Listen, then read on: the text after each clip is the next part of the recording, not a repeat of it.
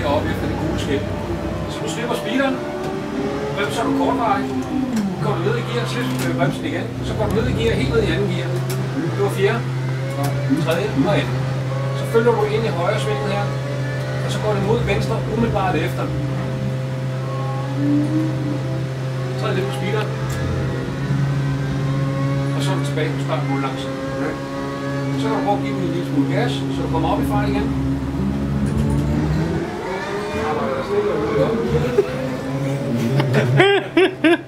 Hvad sent jeg crashet det der mange gange.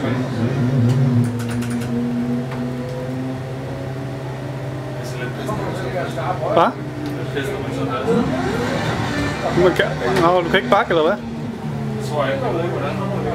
Sådan der, så har du bilen op igen. Giv den lidt mere gas, og så holder du stille og roligt op i gear.